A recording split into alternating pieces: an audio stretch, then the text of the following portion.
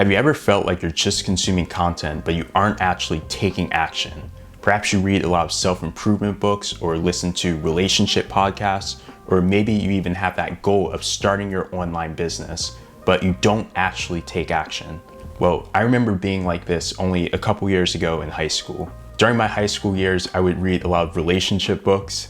I don't know why, but I was just interested in how relationships worked. But the funny thing was I never actually asked anyone out. I never really took action. And this was despite getting all of this content and feeling like I knew about relationships. During my senior year of high school, the pandemic happened. And so I remember my interest shifting from relationships to online business. And despite reading a lot of business books and watching videos about starting a business, I never actually started a business. And so finally I got fed up, and as 2020 turned into 2021, I was tired of being on the sidelines. So I started this YouTube channel. Now, even though as I'm making this video, I'm not some big YouTuber, I've learned more from the past 2 years of doing this YouTube channel than the 5 years previously just consuming content about being high value. So in this video, I want to deconstruct this idea of what it means to be high value. And I want to share with you how starting a 5 a.m. morning routine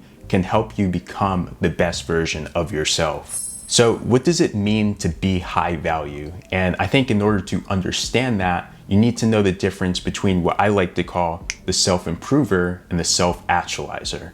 So first, let's go over the self-improver. So the self-improver is the person who consumes self-improvement content. It's that person that is reading a lot of self-improvement books, listening to podcasts, watching these YouTube videos about how to become the best versions of themselves, but they aren't actually using the content to create actionable change in their life. So let's go over some examples of the self-improver. The self-improver is the person who reads about relationships but doesn't develop any. The person who consumes business content but doesn't start a business. The person who watches fitness videos but doesn't start that gym routine. And it's the person who knows about the benefits of waking up earlier but never experiments with waking up early for a 2 to 3 month period. In other words, the self-improver is the person who wants to become exceptional, or at least fears being average, but they never actually take the action to become the best versions of themselves. In other words, they don't fully commit to being exceptional. On the contrary, the self-actualizer is a high-value person.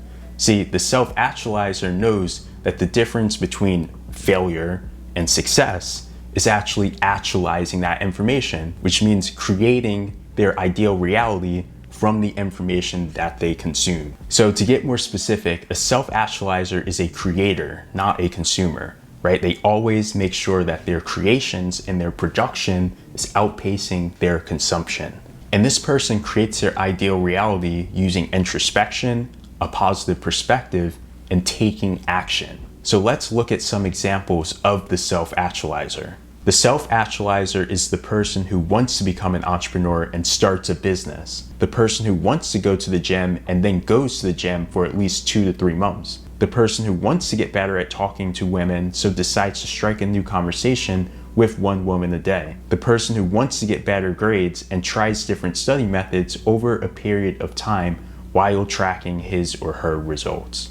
So what do these examples have in common? They all involve people who have a problem that they are trying to solve, and they actually go about solving it, right? They aren't just consuming content and not starting because they're looking for the perfect way to start, right? No, they're going and actually solving their problems through action. In other words, self-actualizers are creators, and they want to create a better reality for themselves, so they start creating. Okay, so now that we have made the distinction between the self-improver and the self-actualizer, I want to go through 3 misconceptions about what it means to be high value.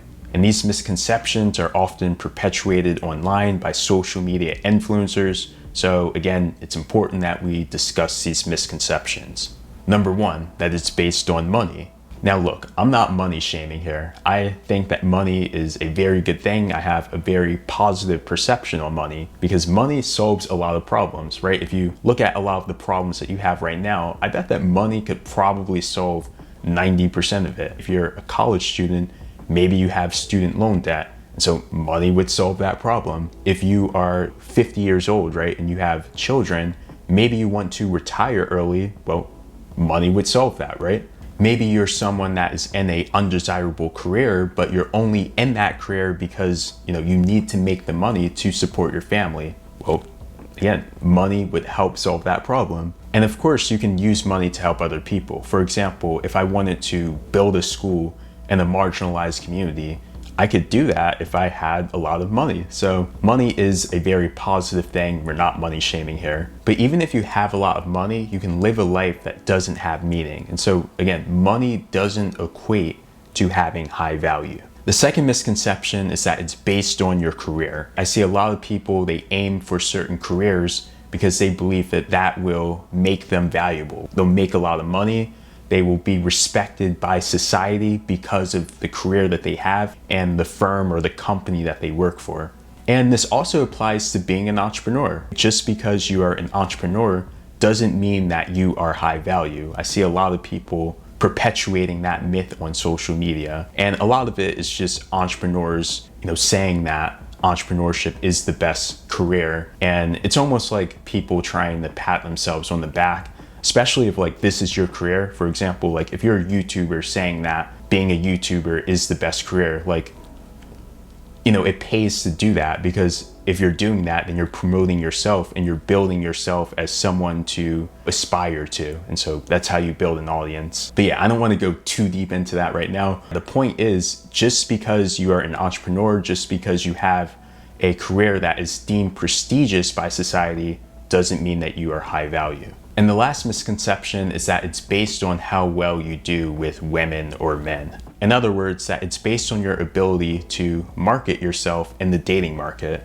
And some of you may be saying, well, okay, Kenya, if you're able to get people in the dating market, doesn't that automatically mean that you're high value? And my answer is no, not necessarily, right? Because there are a lot of people who are able to attract people in the dating market, but then you never see these people in long-term relationships because they have, various issues that they haven't solved yet. And again, they aren't able to master actually having long-term relationships, even though a lot of these people actually desire that. Now look, if your goal isn't to meet someone or have a serious relationship, then obviously keep having fun, right? Totally fine. But if your goal is to have some sort of long-term relationship, then if you're just meeting people, but you aren't actually able to create the relationship that you want, then yes, you're not high value at this moment in time. So to put this into perspective, let's go through some examples of people that may appear to be high value, but aren't actually high value. Number one, the freelancer who makes 10K a month doing work he hates, but has no idea how to pivot. The doctor who makes 500K doing a career she hates, but has no idea how to build leverage into a better career. The guy who gets laid 10 times a month, but wants a great relationship, yet can never develop the ideal relationship because of trust issues. And the entrepreneur who makes 100K a month, works 4 hours a day, but feels purposeless and has no idea how to use the other 20 hours in a meaningful way. So those are all examples of people who may appear to be successful by traditional societal standards, but they aren't actually successful because there's no intentionality behind what they are doing. And so while the outside world may see them as high value, I'm here to tell you that they are in the rat race, right? That rat race is not about what career you have. It's not about how many women you can get. It's not about how much money you have. It's a mindset, right? And it's about intentionality. And if you're not living an intentional life, if you're not creating a meaningful life for yourself, if you're the guy that wants to be with his family, but you're not actually with your family, yet you're accomplishing all of these things, then you're not really living a meaningful life and you're not high value. So if you want to become high value, why wake up at 5 a.m.? So I'm going to go through 3 reasons why. Number 1, try a new challenge. So going back to what it means to be high value, again, it is necessary to be able to act, to turn problems into solutions. So a quote that really illustrates the importance of trying a new challenge is this: if you're not failing, you're not pushing your limits. And if you're not pushing your limits, you're not maximizing your potential.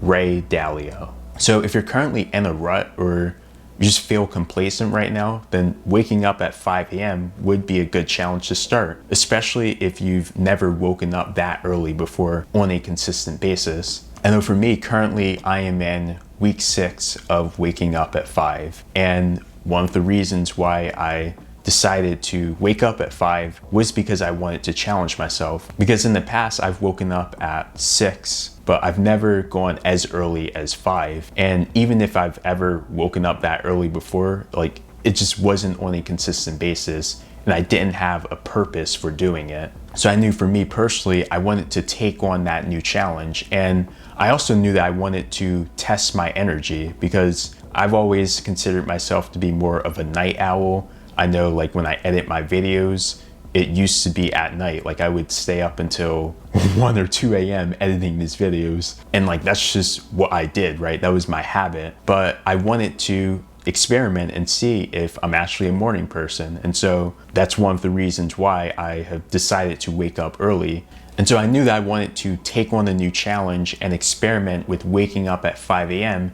to see if I was a morning person, right? It was about taking on a challenge, but it was also about building up intentionality and seeing where I have my energy, because knowing when you have energy is very important. Because of course, energy affects how much work or how much you can get done, but it also affects how you are in your relationships. If you have more energy, then you're probably going to be a better person, and you're probably going to be better in your relationships as well. So again, if you want a new challenge and if you just feel complacent right now, then starting a 5 a.m. habit will be a good way to get out of your comfort zone and start a new challenge. Number 2, create time to work on a big project. Now, although taking on a new challenge is exciting, after a while, the motivation will die down. So it's important to have a purpose for waking up at 5 a.m. And I knew for me, I wanted to create more time to work on my socials, because I've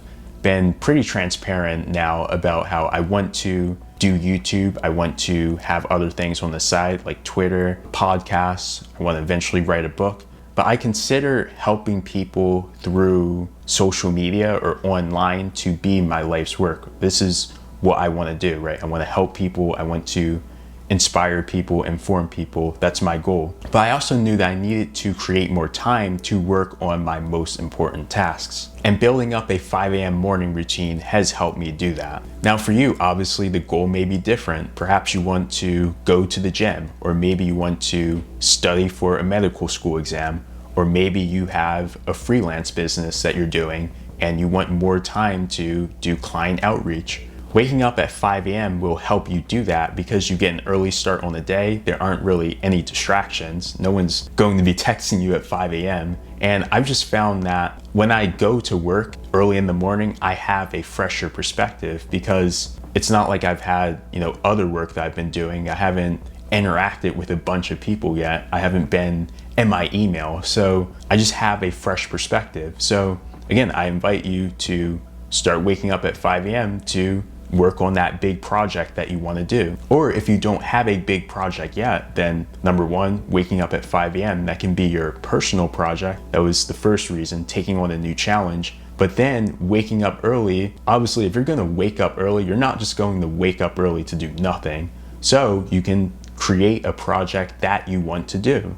And I'm going to talk in future videos about how to identify those big projects through journaling, walks, and other methods. But for now, I just want to invite you to think about some of the projects that you could be starting with this 5 a.m. morning habit, because this is the perfect time to start something, because you have that free time before work or school. Number 3, build discipline. So if you want to become the best version of yourself, then you're going to have to become disciplined. And if you challenge yourself to wake up at 5 a.m., then you are going to build some discipline. So here's a quote that really illustrates the importance of discipline. Private victories precede public victories. That making and keeping promises to ourselves precedes making and keeping promises to others. Stephen Covey. So this quote hits deep, because discipline is about keeping the promises that we make to ourselves. But what I've come to notice is that building discipline or improving in private often happens before improving in public.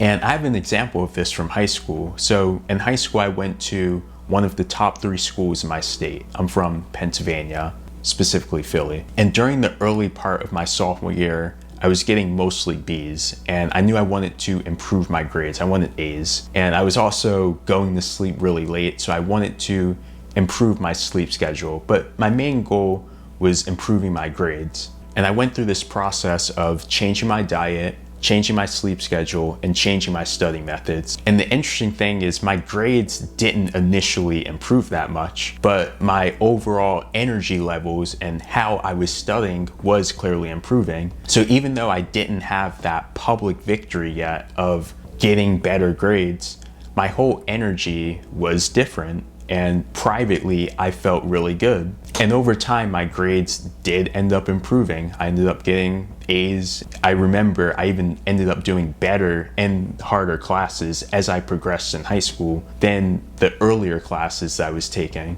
So clearly, my study methods and my lifestyle change improved, and that started my self-actualization journey. So what this story illustrates is that oftentimes the private victories come before the public victories. And so setting a goal like waking up at 5 a.m., that is a way to build in private first, because if you set a goal like waking up at 5 a.m., you have complete control over if you achieve that goal. That's an internal goal. You control when you wake up and you control when you go to sleep. So achieving that goal will help you build discipline, and it'll help you build confidence. So if you feel like you are struggling with discipline, then start with waking up earlier, because again, you have complete control over when you wake up. Okay, so this is probably the longest video I've made. So just a quick announcement before we go. I recently started a Twitter account. So I've been posting content similar to this. So just putting out positive vibes. Been talking about my routine, tips for my routine, or tips to wake up earlier. I've been talking about productivity, a lot of topics. So if you're interested in those topics, or if you enjoyed this video, check out my Twitter. I will put it in the description. But again, thank you for watching. I hope you have a good rest of your day. Peace.